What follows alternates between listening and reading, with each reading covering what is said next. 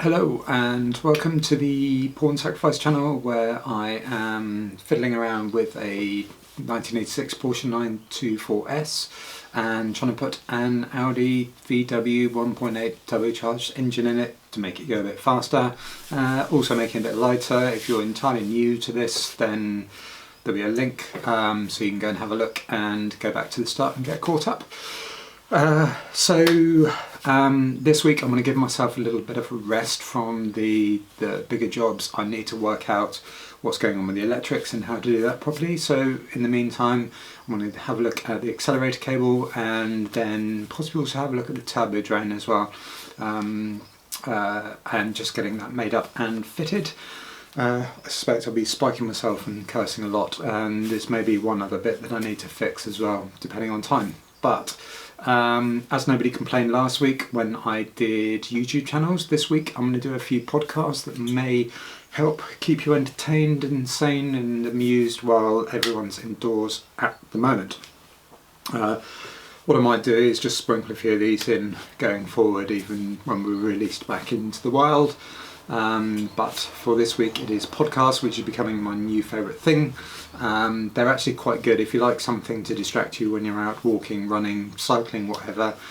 Through your ears, it's not as immersive as music, so actually it's a bit safer, in fairness. So I'm going to start off with some friends of mine and the Automovie Podcast. So this is cars and motorsport in films, TV shows, and they cover some YouTubey stuff as well. Basically Chris and Marty being very, very nerdy a lot of the time about certain details. If you go back and listen to it from the start, it starts that, you know, this is entirely new for them, a bit wobbly, but they've really settled into it now. It's a great thing, and agree or disagree with them on the comments and things they've got. There's a lot of interesting stuff there, probably even in that some films and things to watch. So that's my first one. Second is collecting cars. You may have heard of this. Collecting cars is it's kind of a thing. It's probably not describing it right. So they've got there's a car auction website, which is Ed Lovett and Chris Harris from the internet and now Top Gear, but they've also got a podcast to go along with it, and Chris tends to do really well at getting some of his sort of industry friends and some famous people on to have a chat to. Out of those, so I really enjoyed Jethro Bovenden and Dickie Meaden as well, actually, and Andrew Frankel. They're all people that he knows really well, and there's lots of little inside stories and just laughing about silliness, and very, very entertaining. The most recent one that I listened to was Nicky Grist, the famous rally co-driver, with Colin McRae, Juha Kankkunen and many others. That's fascinating, and Chris did really well. It just lets him get on with it. It's over 3 hours long, so instalments, but there's some amazing stories in there. The other one, if you're into this kind of thing and Porsche modification, there's a great one with Richard Tuthill, who again Chris has known for years, and some of the stories that they've got in there are just absolutely brilliant. So they're really good.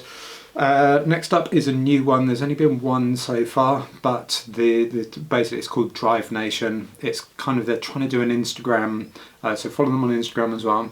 They're doing an Instagram kind of car magazine-y type thing, which is very short and concise, and it's just like one article type thing each time. But they've just started a podcast. They've done one so far, and it's really interesting insights into the industry. Andrew Frankel and who I mentioned previously, and Dan Prosser. This one, the first one, is worth listening to, if for nothing other than the Mondeo launch story from Andrew's days at, I think it was Autocar years ago. Anyway, definitely worth it just for that. So that's great. The Motoring Podcast. So this is kind of just general stuff from Alan and Andrew. So there's news, just things that are happening in the industry, and they've actually got some guests on as well. So they had one of the guys who is quite well known now in the UK community, chassis specialist, David and it just that one's sort of a lot broader, still really interesting, still gathering momentum, and definitely worth a listen. This one's a lot more famous, the Smoking Tire with Matt Farah, and the I guess it's very dependent on the guests as to how much you enjoy these. He does it as a YouTube channel as well, but no, that's really good. He had Batim on there from a company that I can never remember, the BBI, and he talks about the GT3 that they built very, very quickly to do Pikes Peak. It's not quick in terms of the scale of things, but actually the car that they built and to achieve first in class and second overall at Pikes Peak is quite a phenomenal thing. Interesting story. So yeah, lots of great guests on there. Jethro's been on there, I think. Chris Harris possibly has, and quite a few other people that you may know in the UK or different people from the States around the world. So they're worth a look. Matt's also sort of a semi-recurring guest on the next one, which is called Spike's Car Radio. This is a bit of a weird one. It's great. I actually really enjoy it, and it's kind of a mix of car people and comedians that they have on as guests. So Spike of Spike's Car Radio is he was a writer on Seinfeld, so he knows Jerry Seinfeld very well. Jerry Seinfeld is quite often a guest on there, but the other main presenter with him is a friend of theirs, Zuckerman. And and then Matt Farah pops up usually when Zuckerman's not around. Actually, really, really entertaining a lot of the time. They've got some great stories. The only criticism that I've seen level, well, there's two criticisms I've seen level at it. Some they're a bit too comedian-y rather than car-y, which upsets some people. And the other thing, which I kind of understand, is they don't talk about money a lot, but there is, there's quite a lot of wealthy people stories in there, but it's very matter of fact. It's not really showing off. It's not look at what I've got kind of thing. So yeah, there's one which has got a story about when their 911 was stolen, which was very entertaining, and another one where Zuckerman sold his M3, it was the 30 M3 to Rapstar, can't remember who now. Anyway, so there's some recommendations there. And so a couple of those, I won't go into so much detail. Weekly Planet, a couple of Australian guys. This is non-car stuff, but I just find them really entertaining. Weekly Planet, which is comic book, movies, TV shows. There's a huge back catalogue from that. Then you've got Armchair Expert with Dax Shepard. So Dax is going to be one of the presenters of Top Gear USA. Really, really interesting. He doesn't really go into cars, he talks about them every now and again, but that's just him and famous guests. And the other one is Inside of You with Michael Rosenbaum again. So he was the Lex Luthor on Smallville as a point of reference. So yeah, those are a few that I'm kind of listening to and enjoying at the moment, and hopefully there's something in there for you guys. Right, this time, so that's done. This time, what I'm going to do is I need to fix one of these little suckers. Let's see if we can get that there. Which is just basically an end little screw-in type jobby to essentially shorten off and fit the throttle cable where I've done that. Then I've got this horrible spiky thing, which is the turbo drain. So that arrived the other day. The one that I did buy originally was this nice looking braided affair. The difference is I think I ordered this by mistake, so I just ordered the hose and the ends for it to put everything together. That one isn't rated for oil, so the oil coming out of the turbo is going to be super hot, and I don't think this is gonna. I've heard stories of these things melting. I think on Skid Factory they were talking about it. So this one is oil rated, frustratingly look exactly the same, and I know I'm going to stab myself in the finger with this one a lot. So I'm going to put these down, and then we'll go through the throttle cable, and then we'll come back with this. Okay, so this obviously is the VW Audi inlet manifold and throttle body with the beautifully created and crafted adapter, a little bracket holding that in place, so that's all good. But the cable down here is far too long, so what that little thingy is going to do is attach onto there hopefully and set this in place. So thankfully the cable is nicely frayed there, so that gives my marker. So let me get my tin snips and see if that will cut cleanly through.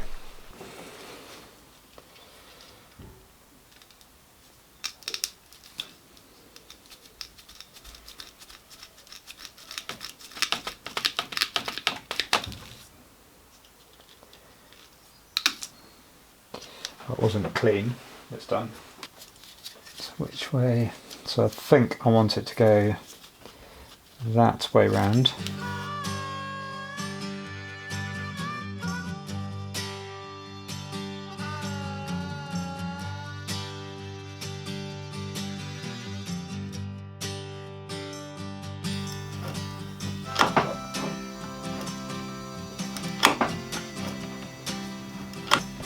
So that is in there nice and firmly, although it does look a little bit wonky.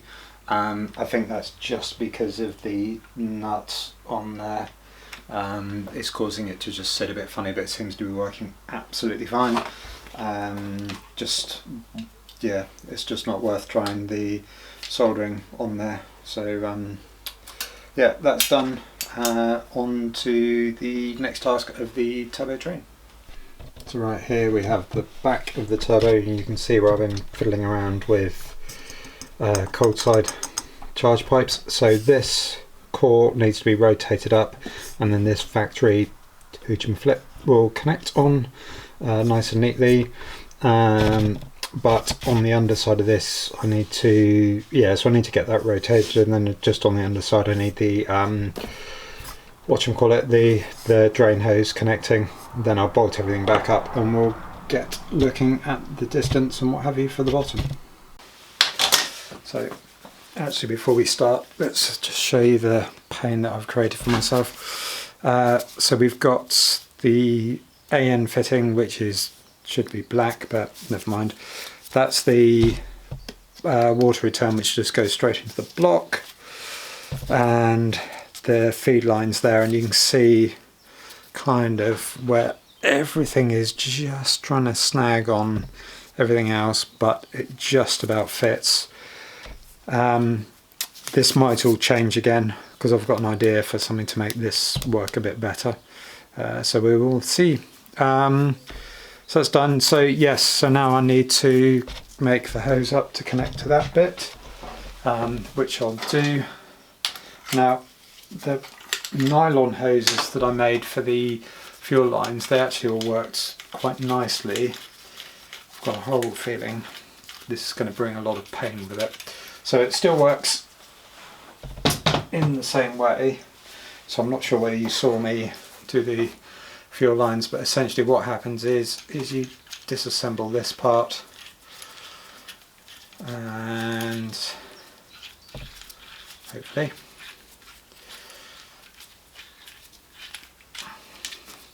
that then has to seat inside there, and then this goes through and essentially pushes itself up into the middle as it all tightens up and goes together. The bit that I'm expecting some nastiness and pain from is getting this in here with all of the little metal shards. So I'm going to, let's have a look at this.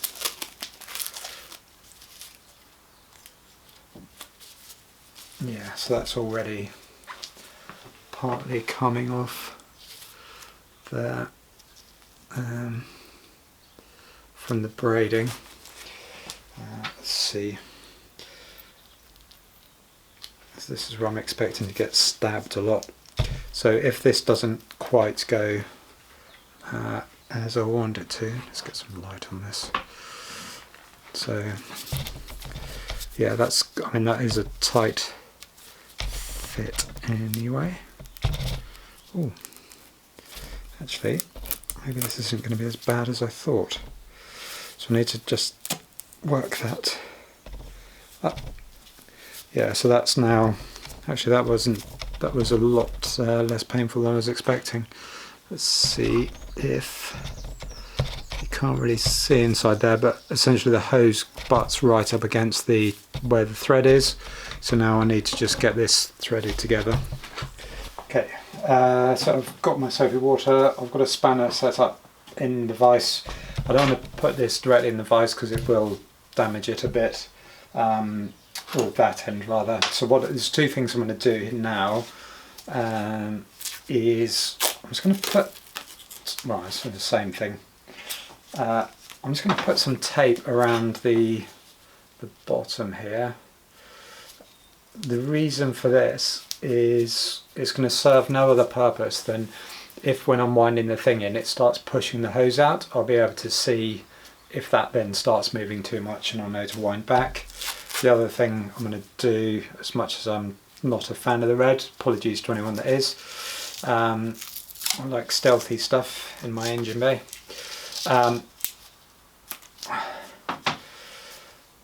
is I'm just going to put some tape on there to protect that a little bit because I've only got one of the special spanners. That's the half that needs to be held. I've got that right. Okay, let's get you over here and just see how this goes.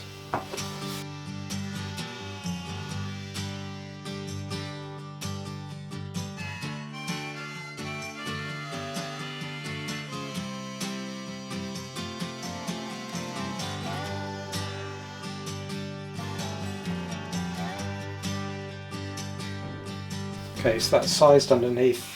I am trying to leave a little bit of flex in there because I think I've made a mistake with the way that I've made the sump and where I've fitted the fitting in there. So I want to allow to be able to move this across to one side just a little. And what I'm going to do is just use the angle grinder to cut through this. Hopefully it'll give me a nice clean finish. So it seems to work reasonably well if I put it in at an angle and then just tuck the threads in as I go.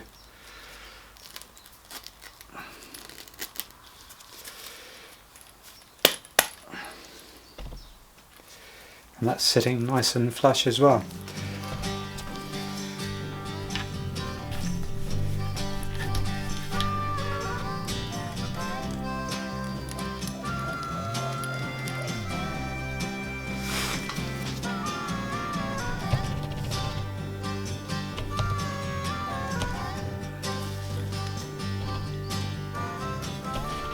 And there we can just about see where it goes down to the sump, and then the hose back up there into the bottom of the turbo.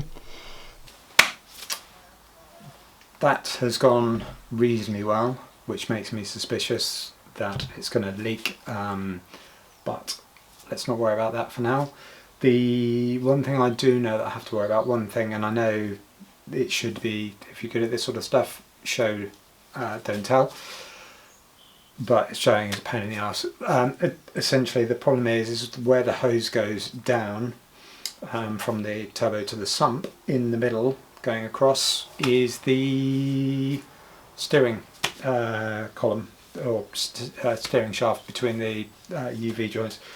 So I need to have a look at that and just see how that's going to behave and how much it moves around. What I might do is, once the brace for the turbo is in, is just have a look and see if I can just put some sort of thing to hold it in place to make sure that it stays away.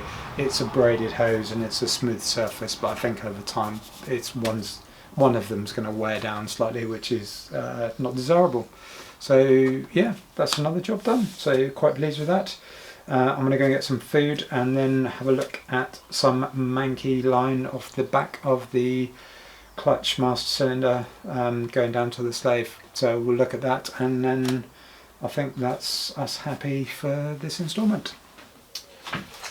Okay, so the last little job is one that isn't really worth filming necessarily, but the down on the clutch master cylinder down here, it's just starting to look a little bit grotty, so I could do with just basically swapping the hose out. I've gone online and bought a replacement. The only slight issue is, of course, this is a completely different size metal section to the one that's on there, but I don't think that's going to be a problem. It'll still work. I might just need to finesse it into place a little bit.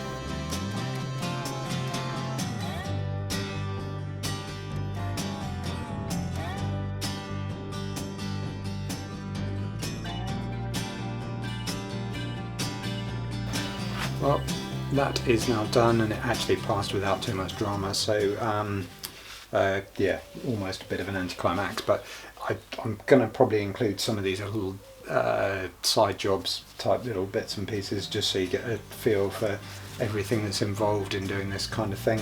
The system's going to be bled at some point before the car's commissioned. I'll do all the hydraulics, and I need to do all the other systems as well, once I know that stuff's definitely off for on for good even. So yeah, bit of an anticlimax at the end, but nice to not have any dramas. So I will sign off here and see you next time. Cheers.